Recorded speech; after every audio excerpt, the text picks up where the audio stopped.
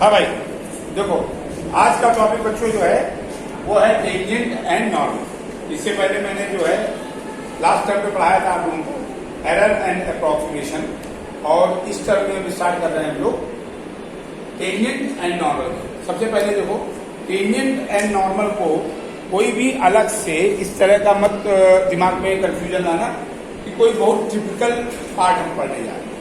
आपने जो 11th में पढ़ रखा है स्ट्रेट लाइन, उसी का मैक्सिमम पार्ट आपको टेंजेंट एंड नॉर्मल में मिलेगा, और सपोर्ट मिलेगा आपको क्लास 11th के कॉन्सेप्ट से, जो आपने स्ट्रेट लाइन में स्लोप फार्मूला पढ़ा, equation of passing through 2 points, perpendicular equation two the another line, ये किस तरह से निकालते हैं, और फैमिली ऑफ लाइंस, ये चीजें आपने पढ़ी थी क्लास 11 जिसमें आपने थोड़ा सा इंटरसेप्ट फॉर्म भी पढ़ा था, slope form of the equation, ये सब उसी में आया था। ठीक उसी तरीके से यहाँ पर भी बड़ा सिंपल कॉन्सेप्ट है, समझने की कोशिश करना, बहुत ही आसान तरीके से।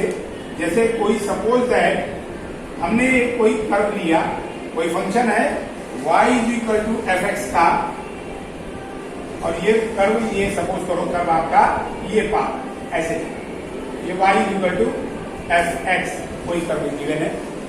आपको ये कर्व जो दिया हुआ है, अगर आपने कोई एक लाइन इससे टच करती हुई पास करा है, ऐसे करके कोई लाइन, तो यहां पर ये कांटेक्ट में आ रही, इसी को बोलते हैं tangent of the curve.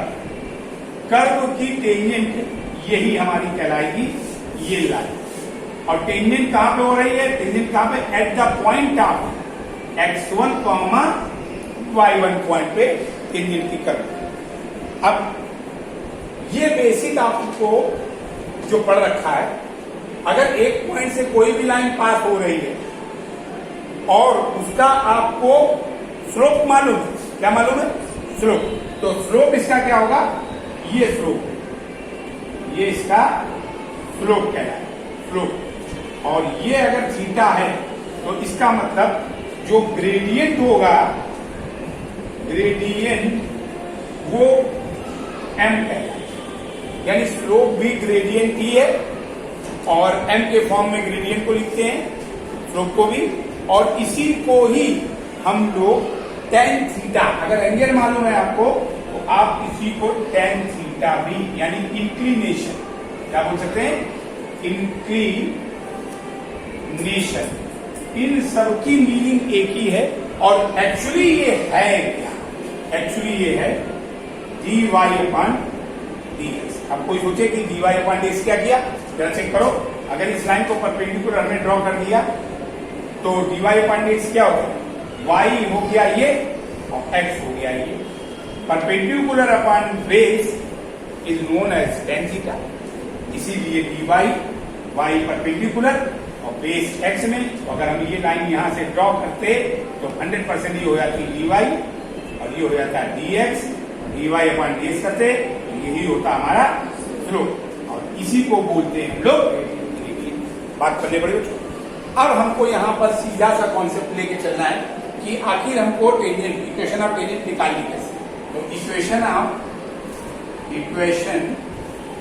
Of tangent at the point x1, y1 on the curve y is equal to fx। fx पे हमको इस कर्व पे आपको टेंजेंट निकालना, इक्वेशन आ। अब 11th वाले कॉन्सेप्ट पे बात।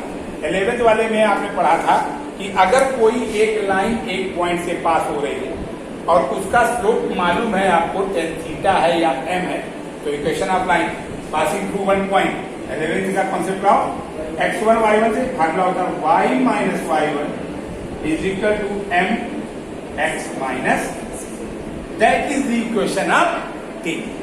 इसी को m के फॉर्म में अब आपको कैसे इस्तेमाल करना है? y माइनस y1, और m की वैल्यू मैंने बताई है dy upon dx at the point. इस पॉइंट पे बोलिए, ये पॉइंट इसका है x1 y, तो यहां पर लिख दो एट x1 y, ये स्लोप x1 कॉमा y1 पे, तो आप यहाँ पर जो वैल्यू डालोगे dy/dx आपको निकाल लेना है x1 कॉमा y1 पॉइंट पे, और x माइनस x1 में x1 और y1 की वैल्यू पुट करके आंसर निकाल लेंगे।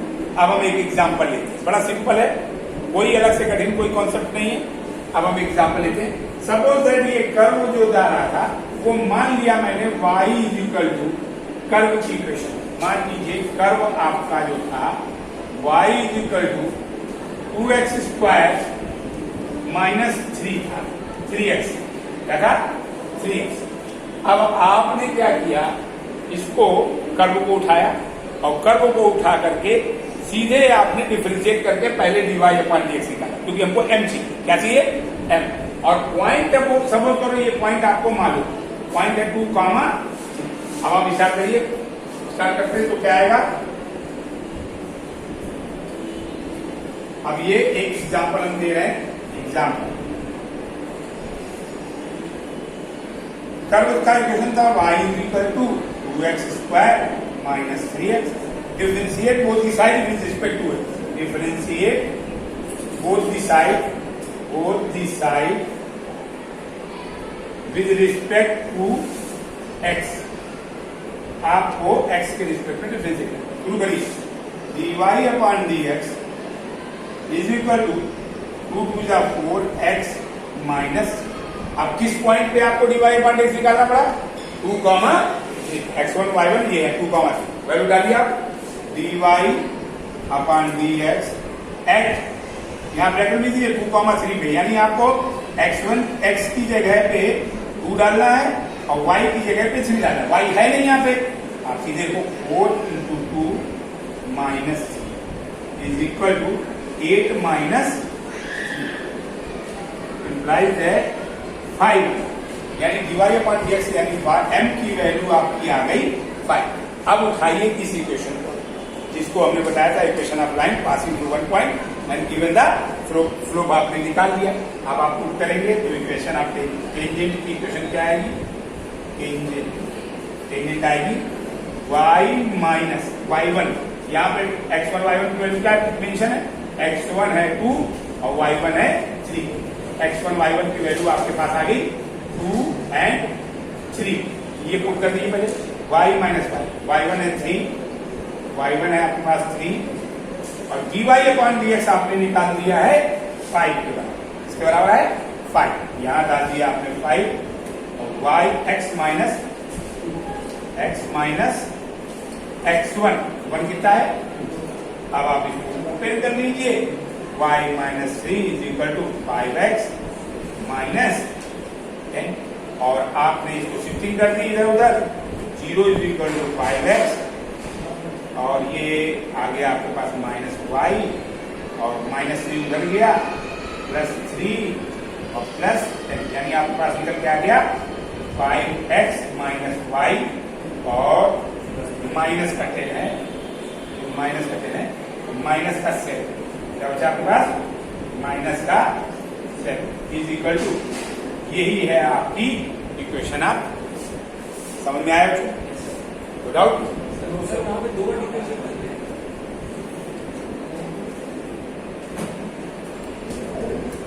हाँ बच्चों। अब इसके बाद जो है आपको अगर टेंजेंट का कॉन्सेप्ट थोड़ा सा ये इस तरह से लगाने का क्लियर हो गया तो नॉर्मल इसी के साथ लगाना और आसान हो जाएगा।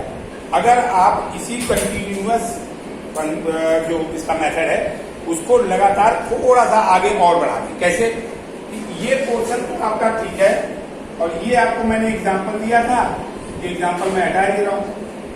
आपके पास क्या है कि ये यहां पर जो एग्जांपल दिया तो अब इसी में नॉर्मल का क्या करना है उसको जरा ध्यान।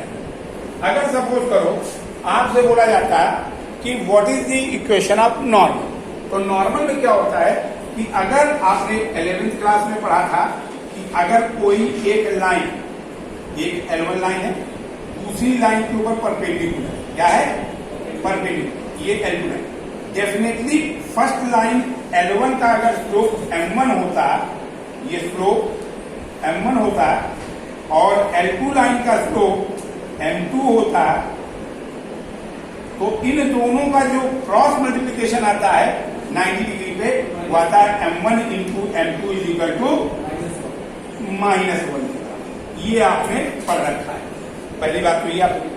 अब आपको अगर स्लोप फॉर्म चाहिए, टेंजेंट की इक्वेशन चाहिए, क्या चाहिए equation of tangent, sorry normal की इक्वेशन। तो नॉर्मल की इक्वेशन निकालने के लिए इक्वेशन ऑफ नॉर्मल, तो नॉर्मल एक्चुअली होता क्या, अगर ये टेंजेंट जो इक्वेशन जा रही थी इसके ऊपर कोई लाइन ये उसी पॉइंट पर इंटरसेक्ट करे जहां पर टेंजेंट था, ये नॉर्मल की इक्वेशन, इसी को बोलते हैं नॉर्मल लाइन।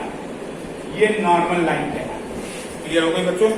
तो यहां पर अगर ये नॉर्मल लाइन है तो इसका मीनिंग क्या निकल के है कि हमको यहां पर कोई चेंज नहीं करना है, अकेले इस बात को समझो आप कि ये जो स्लोप आया था वो था स्लोप टेंजेंट का, इसका स्लोप था टेंजेंट का, और नॉर्मल का स्लोप अब हमको यहां डालना है। तो आपने सपोज करो ये कर दिया कि m1 आपका m1 इसका स्लोप था, m1 स्लोप फर्स्ट लाइन का था, और इस लाइन का नॉर्मल का स्लोप आपने मान लिया m2। इन दोनों को क्रॉस मल्टीप्लीकेशन आया -1 के बराबर, यानी m1 की वैल्यू आपने लिखी थी dy अपॉन dx। m1 हमारा क्या था, m1 था dy upon dx at point x1 comma y1 पे। तो m2 की वैल्यू क्या आएगी, यानी m2 इज इक्वल टू आएगा यहां से -1 अपॉन dy अपॉन dx का मतलब m1 आएगा। यानी आपको सिर्फ नॉर्मल की इक्वेशन निकालने के लिए क्या करना, सब सेम रहेगा, नो चेंज, कोई भी दूसरा चेंज नहीं करना, आप सीधा लिखना y माइनस y1, और सिर्फ दूसरी लाइन का जो नॉर्मल लाइन का उसका स्लोप क्या है, उसका स्लोप आएगा -1 अपॉन m1 और x माइनस x। यानी क्या हुआ, m1 की वैल्यू जो आएगी वो आपकी क्या थी, m1 की वैल्यू आपने dy अपॉन dx के टर्म में क्या लिखी थी, ये m1 है सपोज, तो यह आएगा dy अपॉन dx। आप नॉर्मल की जब इक्वेशन निकालेंगे सब सेम करेंगे, बस इतना यहाँ पे चेंज करेंगे 1 whole upon dy upon dx, और x माइनस x1 में ऐसे पूरी वैल्यू एट ये पॉइंट x1 y1 पे ही चलेगा, तो बाकी सब पूरा सेम, इसमें कोई भी चेंज नहीं। अब नॉर्मल के इक्वेशन के लिए अगर हम एक जेंटल कोई भी एग्जांपल लेते हैं तो जरा देखिए आप, पहले जो इक्वेशन थी आपने जो पहले एक कर्व मान के रखा था वो ये मान के रखा था। अगर बोल दिया जाता आपसे,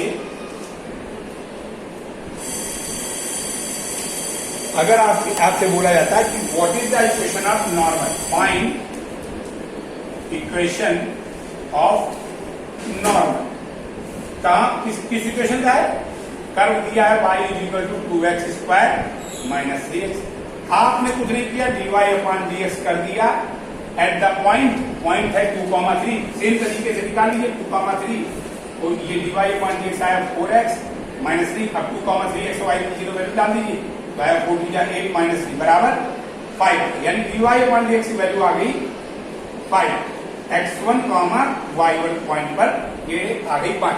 अब आप नॉर्मल का क्वेश्चन करिए, y minus y1 y minus y1 और 1 minus 1 upon dy upon dx और x माइनस x। अब आप इस जगह पे पूरी वैल्यू को पुटअप कर दीजिए जरा, यहां पर आप वैल्यू पूरी पुटअप करेंगे तो क्या आया आपके पास, ये आपके पास आया y माइनस y1 क्या है, y1 आपके पास 3 है, minus 1 upon dy upon dx क्या निकाला 5 और x माइनस x1 क्या है आपका 2 है, क्रॉस मल्टीप्लाई किया 5y minus 15 is equal to minus x plus 2, x इधर से किया, x plus 5y is equal to 2 plus 15, यानी x plus 5y is equal to, that is the equation of normal. मुझे नहीं लगता कि ये किसी को कठिन लगा होगा, सीधा है, पहले आप टेंजेंट निकाल सकते हो और टेंजेंट निकल आएगा तो उसके बाद आप आराम से नहीं समझ गए, ये बेस था। और क्वेश्चन में थोड़ा ट्विस्ट आएगा जो कि जो कोऑर्डिनेट ज्योमेट्री उसके हिसाब से हमको थोड़े से कुछ जगह पे कोई लाइन पैरेलल दे रखी वाई एक्सिस के, कोई लाइन एक्स एक्सिस के पैरेलल दे रखी। आपको स्लोप ढूंढना है और वो पॉइंट ढूंढना जिसपे टेंजेंट रहा हो। जब आपको ये पॉइंट मालूम हो जाएगा, जो भी क्वेश्चन में क्लू दिया होगा वो पॉइंट निकालने के लिए दिया होगा, पॉइंट आपको मालूम हो गया, आपका इक्वेशन बदल रहा है। आपको थोड़ा सा रिवाइज कर लीजिएगा आप equation of straight line from the class 11, ठीक है।